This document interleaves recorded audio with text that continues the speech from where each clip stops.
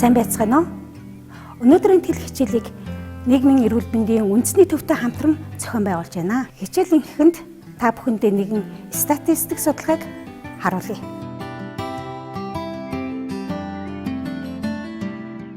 Энэхүү статистик судалгаа маань 2016, 2017, 2018 онуудын Монгол Улсын хүн амын дундаж наслалтыг харуулсан байгаа. 2016 оны эрэгтэй дундаж наслалт 65.6, эмэгтэй 75.1. 2017 оны эрэгтэй дундаж наслалт 65.8, эмэгтэй дундаж наслалт 75.4. 2018 оны эрэгтэй дундаж наслалт 66.1, эмэгтэй дундаж наслалт 75.8 байгаа. Эрэгтэйчүүдийн дундаж наслалт эмэгтэйчүүдийн дундаж наслалтаас 10 жил буюу 10 насаар бага байгаа нь харагдаж байна. Яагаад эрэгтэйчүүдийн дундаж наслалт эмэгтэйчүүдийн дундаж наслалтаас 10 насаар бага байна вэ? Монгол эрэгтэй та эрүүл мэндэд хэрхэн анхаарч байна вэ? Урьдчилан сэргийлэх үүслэг, эрт илрүүлгийн шинжилгээнд хэрхэн ханддаг вэ? Танд урт наслах боломж бий юу? Эдгээр асуултын хариултыг өнөөдрийн хичээлээс олж мэдцгээе. Бидний өнөөдрийн хичээлийн сэдэв бол эрэгтэйчүүдийн эрүүл мэнд. Хичээлийн зорилго эрэгтэйчүүдийн эрүүл мэндийн боловсролыг дээшлүүлэх, үүрэг хариуцлагыг нэмэгдүүлэхэд оршино. Одоо хичээлийн агуулгатай танилцъя. Эрэгтэйчүүдийн зохилох өвчин, өвчний шалтгаан, урьдчилан сэргийлэх арга хэмжээ, зөвлөмж, сургалт, сурталчилгаа гэсэн агуулгын хүрээнд явагдана. Ингээд нийгмийн эрүүл мэндийн үндэсний төвийн эрдэм шинжилгээний ажилтан амарснаг мэдээлэл өгнө хэмээн урьж байна. За, Боломагчтай баярлалаа. Өнөөдрийн манай телевизчилийг үзэн сууж буй үзэгч та бүхэндээ энэ өдрийн мэндийг хүргэе. За, тэгэхээр энэ дэлгэцэн дээр гарч буй статистик үзүүлэлт бол эрүүл мэндийн хөгжлийн төвөөс 2018 онд гаргасан статистик үзүүлэлт байгаа. За, энэ гурван үзүүлж байгаа график зураг бол Монгол улсын хүн амын нас аралтын тэргүүлэх 3 шалтгаан байна. За, тэгэхээр нэгдүгээр тэргүүлэх шалтгаан бол зүрх судасны тогтолцооны өвчин байгаа. Хоёрт бол бүх төрлийн хорт авдар, гуравт бол гэмтэл хордлого, бусад гадны шалтгаан гэсэн үндсэн 3 төрөл орж байгаа. За, тэгээд энэ ногоон өнгөтэй нь бол эрэгтэйчүүдийн нас аралтын түвшинд харуулсан байна. Ягаан өнгөтэй нь бол эмэгтэйчүүдийн нас аралтын түвшинг харуулсан.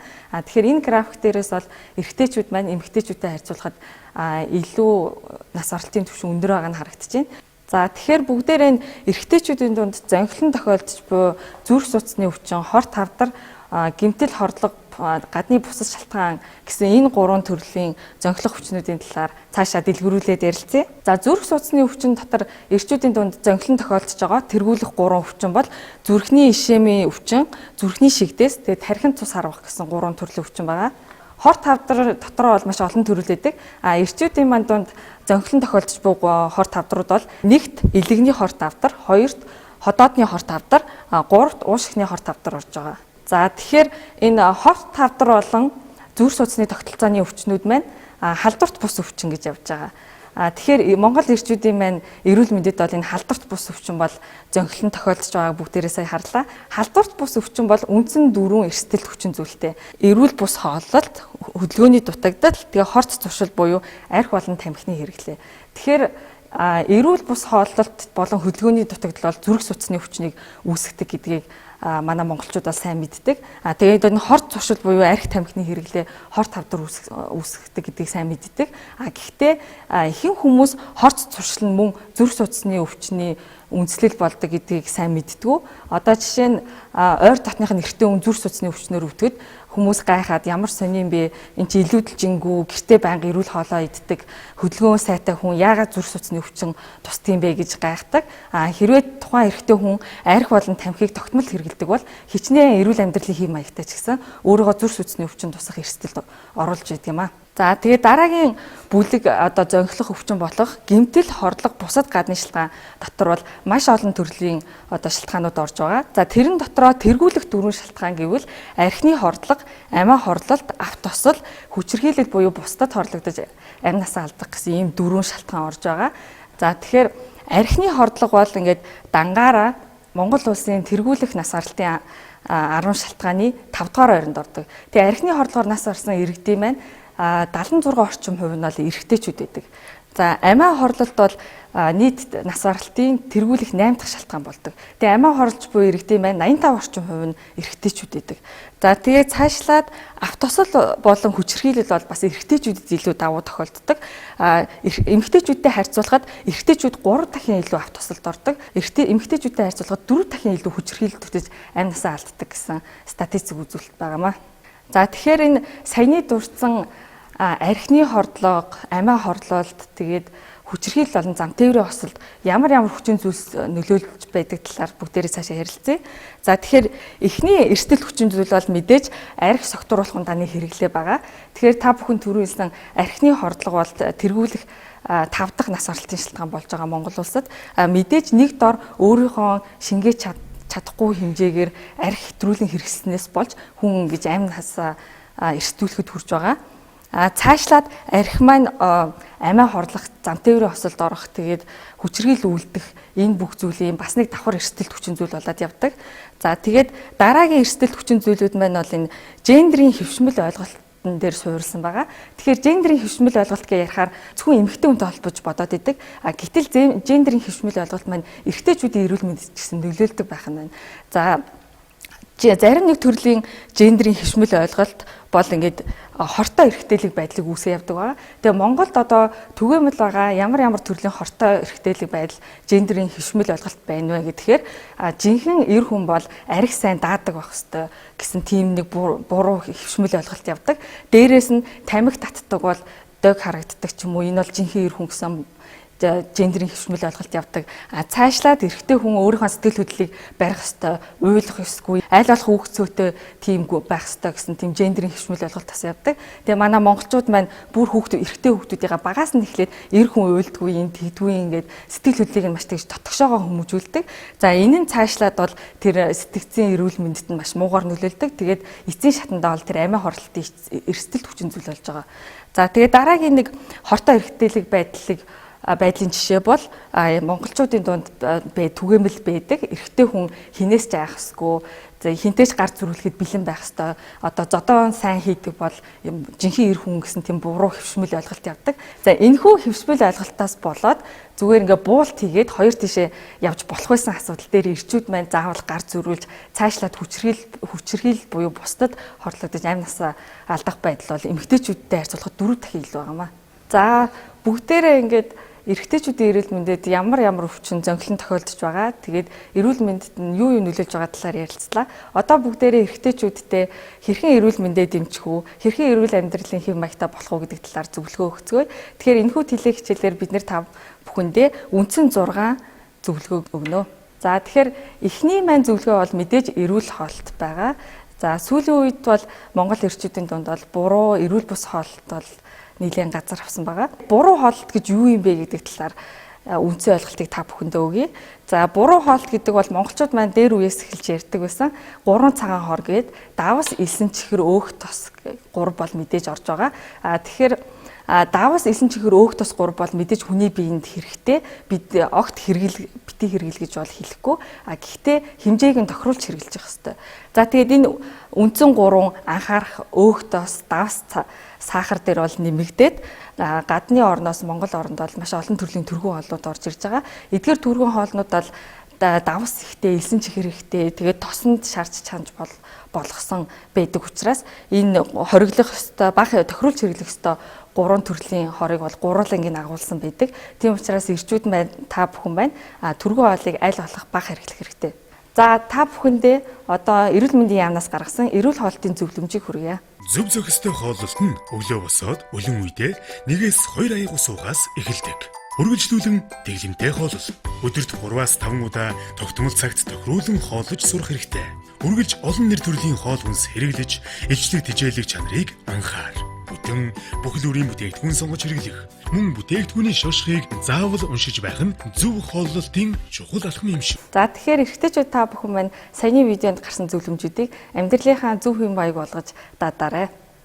За дараагийн нэг зүйл юу вэ гэхээр нийгмийн эрүүл мэндийн үндэсний төвөөс хийсэн судалгаагаар эрэгтэйчүүдийн 45% нь төвийн таргалалт буюу энэ бүслэгийн таргалалтай байна гэж гарсан байгаа.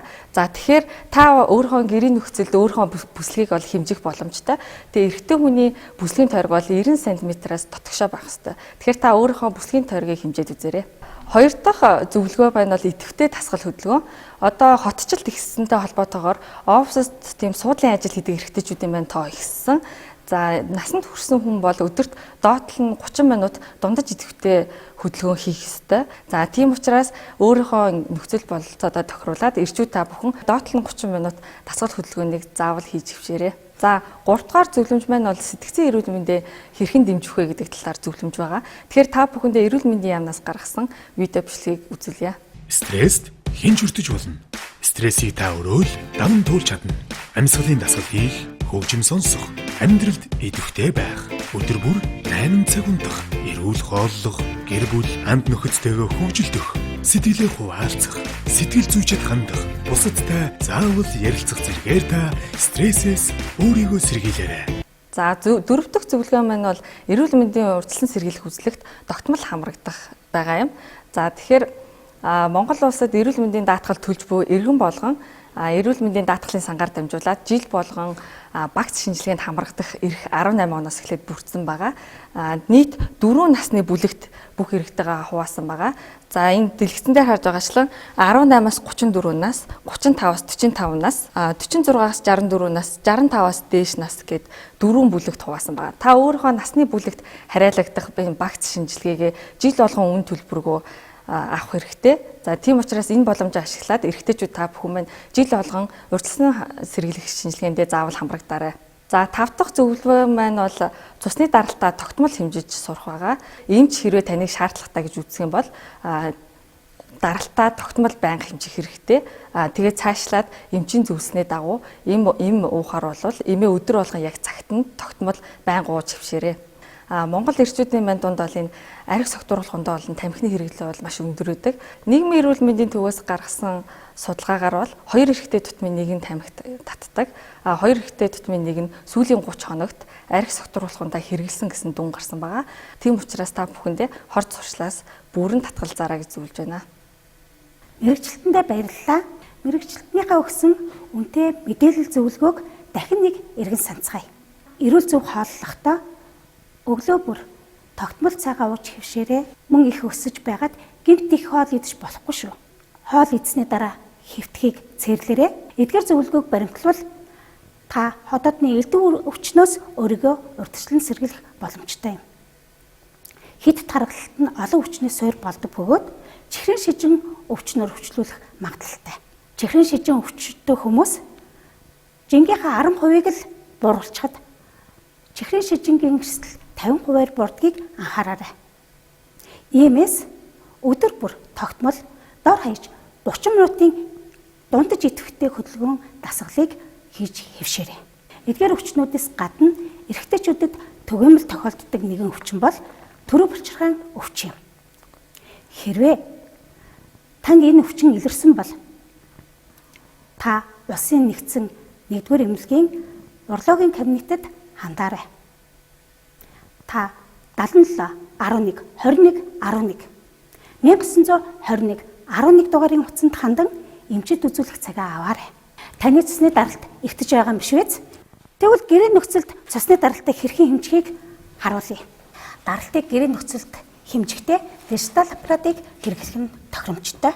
Даралтыг хэмжихдээ тэгш гадаргуу дээр тохоогоо 45 градусын налуутаагаар байрлуулад хөлийнхээ улаар бүрэн суусан байна. Ингээд даралтыг хэмжихдээ тухайн хүний бугын дотор талд аппарата байрлуулад старт товчийг дарна. Эрүүл хүний цусны даралт тэнд доод хэмжээ 80-аас дээд хэмжээ 110-аас 120 байдаг. Хэрвээ таны даралт ихссэн болон багассан тохиолдолд шилэн хүзүүгээр өвдөх, хөшөх, толгоо өргөх, толгоо өвдөх, нүд бүрлцэх шинж тэмдгүүд илэрдэг. Даралт хэмжүүлж буй хүний дээд даралт 120, доод даралт 86 байна. Манай өнөөдрийн телегчлэлээр заасан сэдвүүдийн талаар илүү дэлгэрэнгүй мэдээлэл авахыг та хүсвэл манай нийгмийн эрүүл мэндийн үндэсний төвийн YouTube хаяг болон Facebook цахим хуудасаар зочлоорой. За эрэгтэйчүүд анхаарлаа наашаа хандуулаарай. Эмэгтэйчүүд өвцөн даруйдаа эмнэлэгт ханддаг бол эрчүүд нэлээд даамжирсан хожим үедээ эмнэлэгт ханддаг. Энэ зарим тохиолдолд харамслыгч авцардаг. Эрүүл байнд гэдэг хайртай хүнийхээ өмнө хүлээсэн үүрэг юм. Эрүүл мэндийнхаа үзлэгт хамрагдаж хэвшүүл Монголын үрс эцэг эхчүүд элэг бүтэн аз жаргалтай амьдрна. Хувь хүн эрүүл мэндийн боловсралтай байж тэр хэрээрээ амьдралынхаа хэм маягаа зөв чигтэн удирдах өөрчилж чадна. Ингээд эрүүл мэндийн боловсролоо дэвшлүүлэхдээ сум, дүүрэг, аймгийнхаа насан туршийн боловсролын төв, нийгмийн эрүүл мэндийн төвөддөө хандаарай. Хамтдаа эрсдлийг бас эрүүл мэндийг аз жаргалыг бүтээцгээе.